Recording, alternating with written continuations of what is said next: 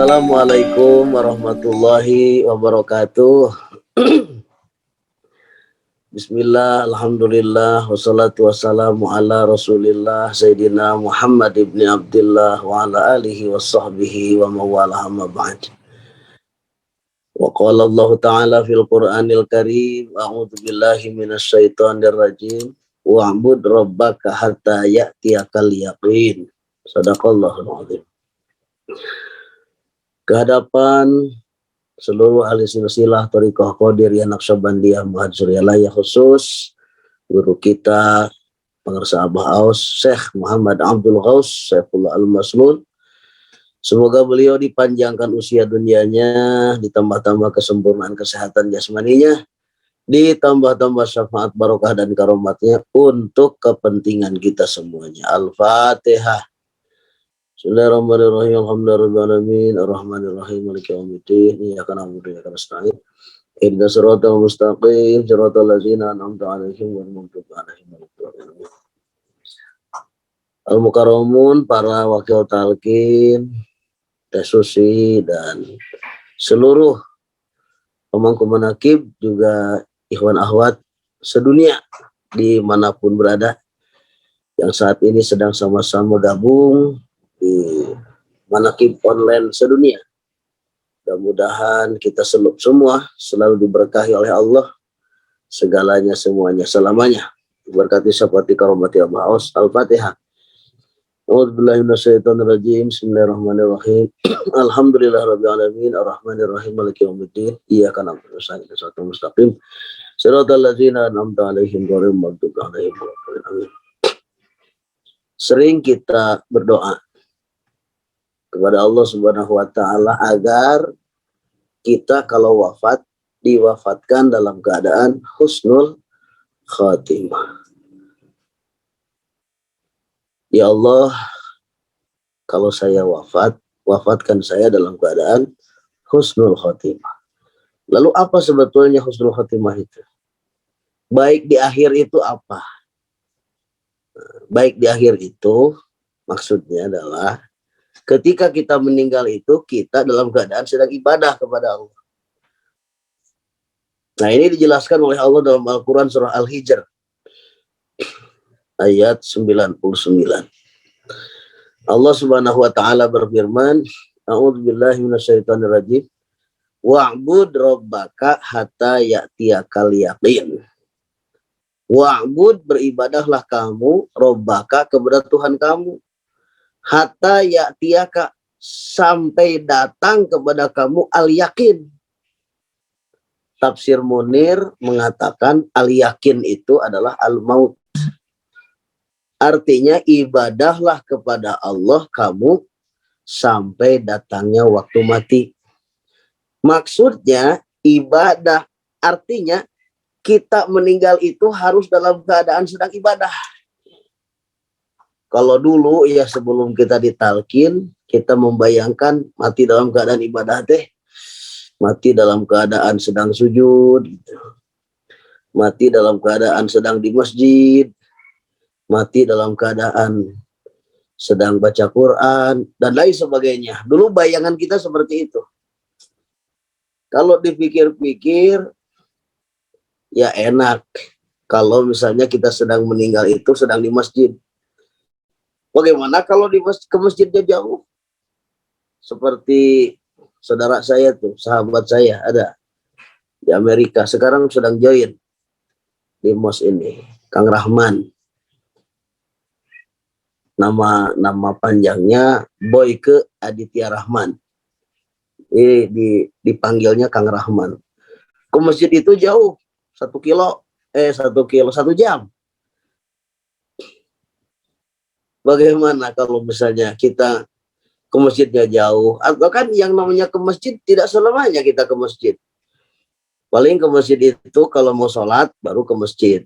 Subuh ke masjid, zuhur ke masjid, asar ke masjid, maghrib ke masjid, isya ke masjid. Sisanya kan ada yang ke kantor, Ada yang ke kebun, ada yang ke pasar, ada yang ke tempat kerja, ada yang di jalan, ada yang di mobil, ada yang di kendaraan. Sementara kita diperintahkan oleh Allah itu, ibadah kepada Allah itu harus sampai mati. Artinya mati itu harus dalam keadaan sedang ibadah. Alhamdulillah, dengan bimbingan pengarsa Abah, setelah kita ditalkin, oh kita tahu bahwa seluruh waktu itu bisa dijadikan ibadah. Auqatuna kulluha ibadah.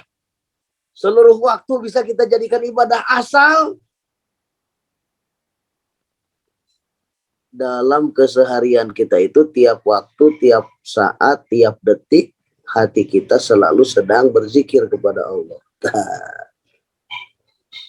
Tiap denyutan jantung itu adalah isinya zikrullah.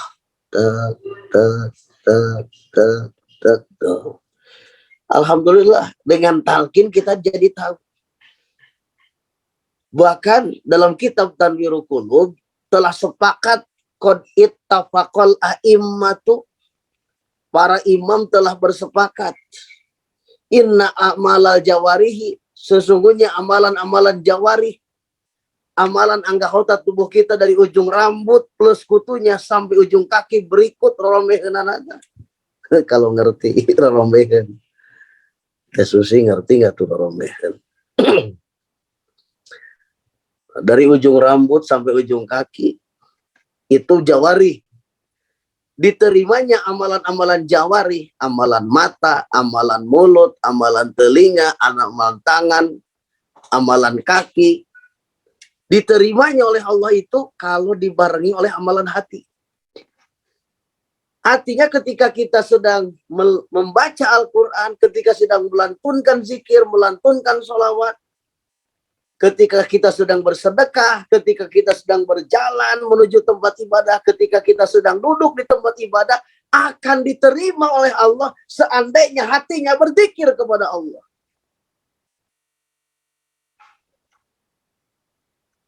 Masya Allah. Makanya kata pengarsa Abah, yang mau umroh, yang mau haji, talqin dulu. Kalau tidak kena ranjau Al-Anfal 35. Wa makana sholatuhum indal baiti illa muka'a wa tasdiyah. Sholat mereka di hadapan Ka'bah. Tuh, di hadapan Ka'bah. Sholat mereka di hadapan Ka'bah hanyalah dianggap siulan dan tepuk tangan. Seandainya ketika sedang sholatnya itu, di dalam hatinya bukan mengingat Allah, bukan zikir kepada Allah, yang diingat oleh-oleh. Walaupun ya kita sedang menghadap, kita sedang sholat. Sholatnya di hadapan Ka'bah. Apalagi kalau sholatnya dari Amerika, dari Indonesia, jauh dari Ka'bahnya, yang di hadapan Ka'bah saja.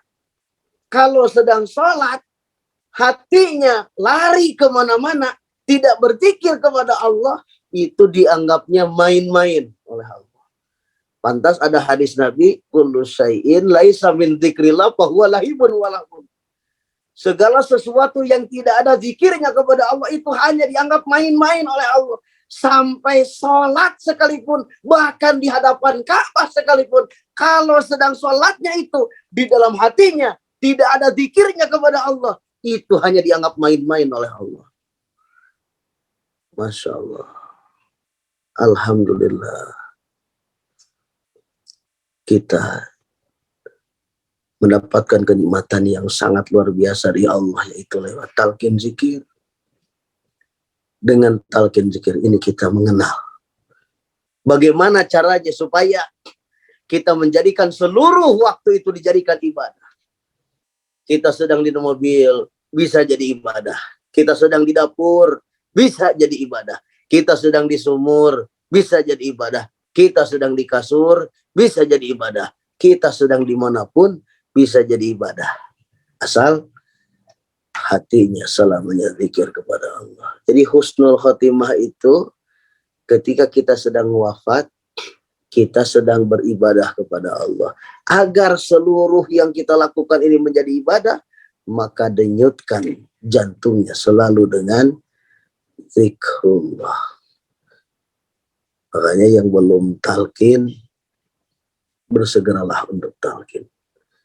Yang sudah talqin, semoga kita bisa mengikuti tuntunan dari guru kita untuk selalu belajar menghidupkan hati kita dengan zikrullah. Namun saya ingat kata pengarsa Abah, hati ini tidak akan banyak hidupnya kalau zikir mulutnya sedikit. Kalau zikir mulutnya cuman pas-pasan. Supaya hatinya selalu banyak berzikirnya kepada Allah, maka perbanyaklah zikir lisannya. Demikian tausiah atau khidmat ilmiah pada kesempatan sore kali ini.